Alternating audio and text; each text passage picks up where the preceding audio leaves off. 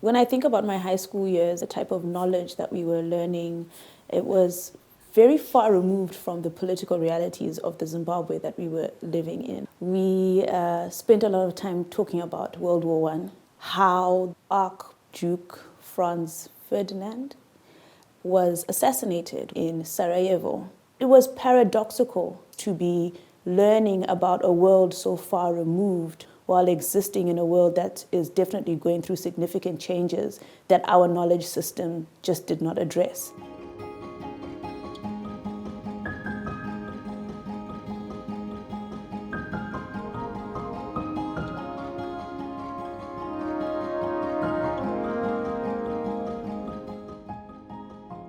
I went to school in a place called Marondera, which was a farming or agricultural area. And I think about the ways our classrooms were structured, the type of knowledge that we were learning. It was very far from the political realities of the Zimbabwe that we were living in, going through significant political changes linked to the land redistribution, questions around what our liberation struggle was supposed to provide and what it had provided by the time the year 2000 came. We didn't have lessons on how African states came to be, how our borders existed, or what the Berlin Conference was. When I think about how I developed as a thinker, I originally received training for my first degree in microbiology.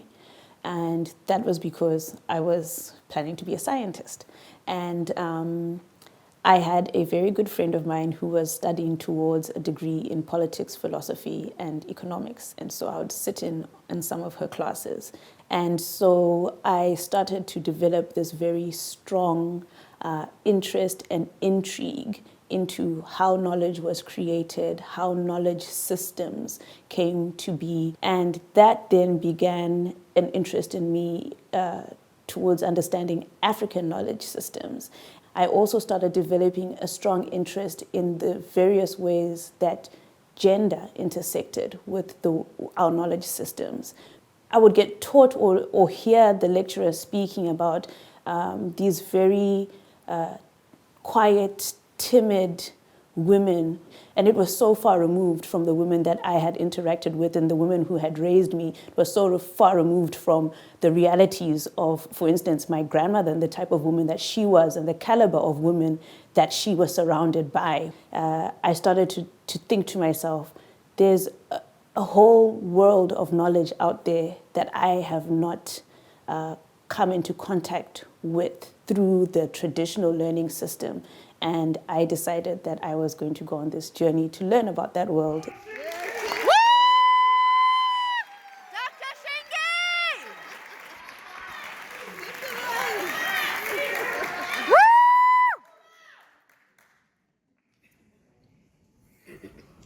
Well done, Shingi. Makorakoto!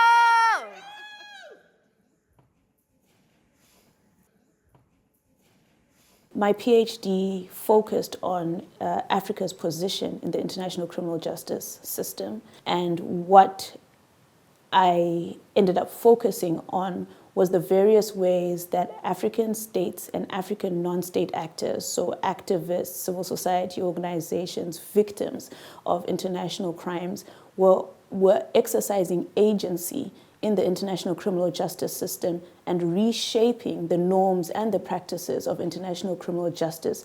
What it was rooted in was trying to understand or not trivialize the perspectives of different African actors. So taking seriously the rhetoric that was coming out of African leadership, but also juxtaposing that with the very real crimes against humanity that were taking place on the continent.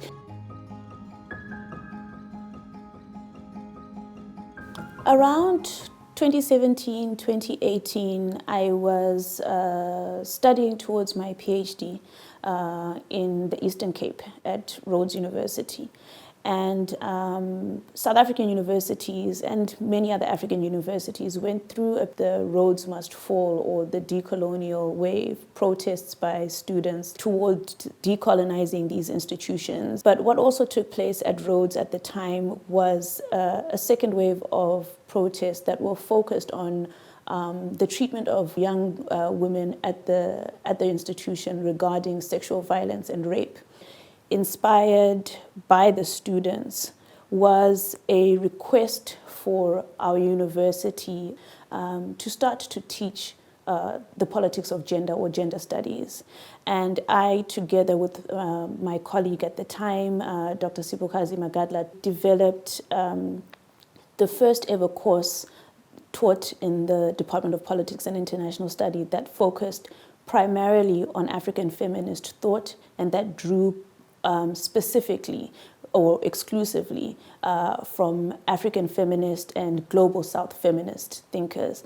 The name of the course was From Triple Oppression to Intersectionality, and it provided at that stage postgraduate students with a foundational understanding of African feminist thought and how gender functioned in the post-colonial African state.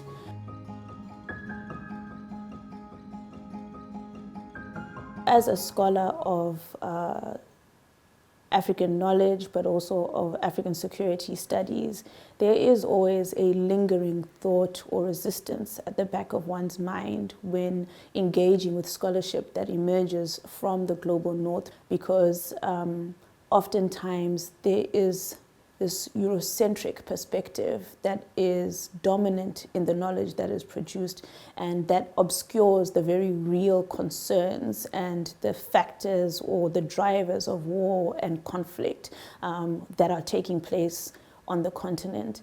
I was pleasantly surprised when I joined the Nordic Africa Institute because, yes, it is based in the global north, but produces knowledge deeply rooted in African realities. Why it's able to bridge this gap between knowledge and policy is because we take the time to travel to the continent, to study the continent, to collaborate with African thinkers, to collaborate with African universities.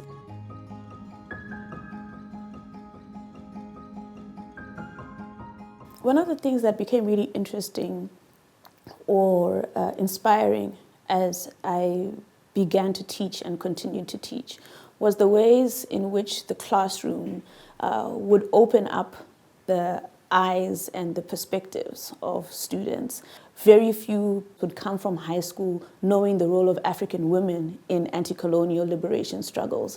And so when you'd introduce them to the names of these amazing women and the roles that these women would play as warriors in these wars, then women like Thandi Modise and Joyce Mujuru, their eyes would open up, their minds would expand. And by the time the academic year finished, it was this huge orchard of fruit, of knowledge that the students could learn from. They start to see themselves as people who need to contribute and maintain the orchard, make sure that new fruit grows for the new generation. And that then becomes what they develop into their master's projects, into their PhD projects. And they go from people who are just learning that a new world of knowledge exists to students and thinkers who are now encouraged to become scholars, growing the field, expanding it themselves, questioning it themselves.